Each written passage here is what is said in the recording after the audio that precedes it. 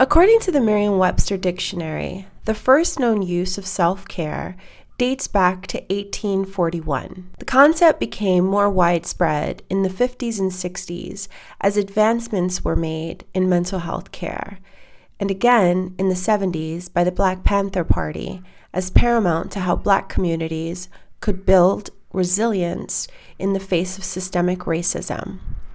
Black feminists were also talking about self-care in similar terms, as well as exploring its empowering spiritual and emotional effects. Self-care has again exploded in the last decade as an expression of our own self-love. I myself have been on a journey of deep self-love and self-care, and in today's video, I'm going to share with you how I am learning to be kind to myself as an expression of my own deep self-love. Hi, welcome or welcome back to my channel. On this channel, we talk about self-love, productivity, and habit building. I am your host, Erica. I would say my relationship with self-love and self-care has been a lifelong journey. But in 2021, after I resigned from a job that I held for many years, I decided to start by seeing a therapist so that I could better understand myself, understand how I related to people, to the world, and how I even related to myself. My therapist and I started working on was to help me grow in my awareness of the present moment. And something that I had to do was most of my own research. We had conversations. The sessions are about 55 minutes each, and they prime you. They plant little seeds in you. And I wanted to learn more about why I would ruminate over certain things, why I felt like my mind just could not stop going. I was constantly talking. There was so much noise and chatter in my mind. I could not focus. I could not think. I couldn't separate my thoughts from myself. So therapy was one step, but I also had to do some of my own research, which included reading books on present moment and awareness, listen to podcasts. I started to journal so that I could better understand what these thoughts, what these things that were happening, what they meant by just expressing them on paper. And of course, I dived deeply into therapy. The third thing that I needed to do with the help of a therapist was to consciously divorce myself from my own story. What I mean by that is I had to learn how to stop defining myself as these certain things that I thought made me who I was. Some of the things that I would say about myself were very limiting. I had to learn to expand and grow on this narrative of who I am. And instead of saying, I am a mother, a wife, a pet mom, I just started to say things like, I am. The other thing I had to work on is to grow in my awareness of my inner dialogue and the judgments I casted on other people. This was a big one for me because I did not fully understand how negative my inner dialogue was, and not just about me, but about others, about the people that I loved, the people that I didn't even know, the people that I liked, the people that I didn't like. I casted judgment on everyone. And even though I didn't say it necessarily to them, I thought it, and those thoughts would drown me.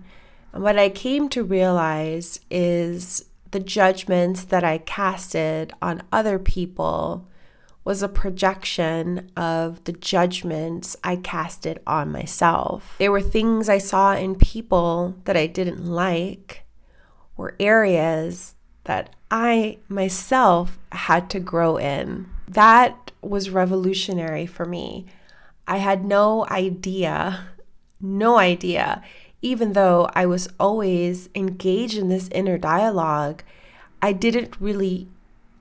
wasn't aware of it. Separating myself from my thoughts, growing in my awareness of these thoughts, helped me to really dissect and analyze these thoughts and to recognize I am not those thoughts.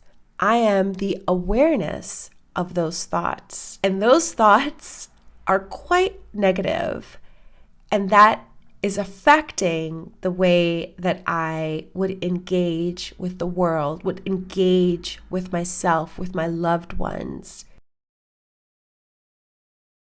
The other thing I had to learn and understand is that other people's perceptions of me, good or bad, were just projections of themselves.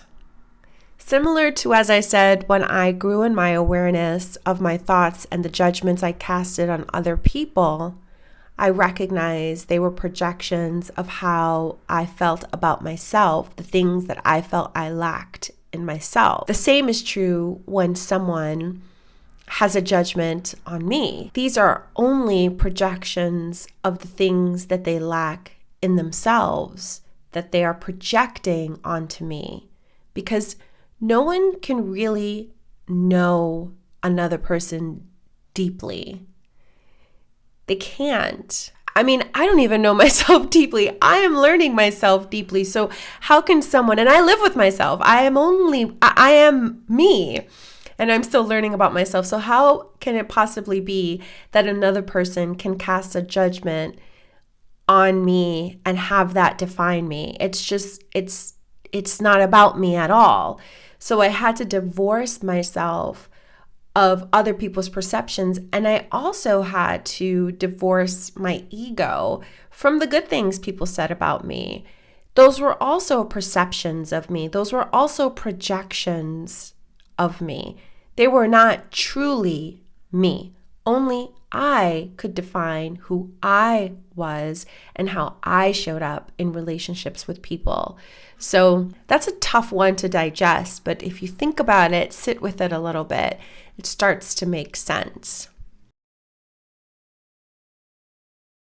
One of the last things I had to do was to forgive and develop deep compassion for myself. I am still a work in progress. I am still learning so much about myself, and I still mess up, quote unquote, mess up in this human experience. But every day I am learning to forgive myself. I don't need to crucify myself every time I've made a mistake, or if I've spoken to someone unkindly, or if I've reacted to someone because I'm dealing with something that I'm unable to communicate effectively. I am learning to forgive myself and to move forward. I am learning to embrace those areas that need love and compassion and forgiveness. Being able to see myself in my own faulty humanity has helped me to be a kinder, more gentler, more compassionate person to the people that I encounter. I'm less judgmental of them, and I'm able to hold space for them because I'm able to hold space for myself. This part can be the most difficult. I often would fight with myself instead of just accepting those areas of myself, and to recognize that if I lean in, if I make space for those areas, if I love those areas, I can grow in those areas. It all starts with love. It starts with that deep love, that deep compassion, that deep forgiveness that I had to find for myself. I had to practice this recently, actually over the weekend. I had a very difficult Friday and I was very sad. I was dealing with some really, really, really deep and just sad emotions. And it made me feel a lot of different things. And in moments where I was saying to myself, I caught myself saying, why do you feel so sad? Just move on. It happened. Enjoy your weekend. When I caught myself and I remembered that I have to leave space for all feelings, all emotions. I felt sad and I needed to feel sad and I needed to care for my sad self in a deeply compassionate way and just allow those feelings to be, sit in them so that I could move on from them. And today I am feeling a lot better, but I know if I didn't allow for myself to sit in those negative feelings and to have compassion for those negative feelings, I wouldn't be able to show up or bounce back as quickly as I have.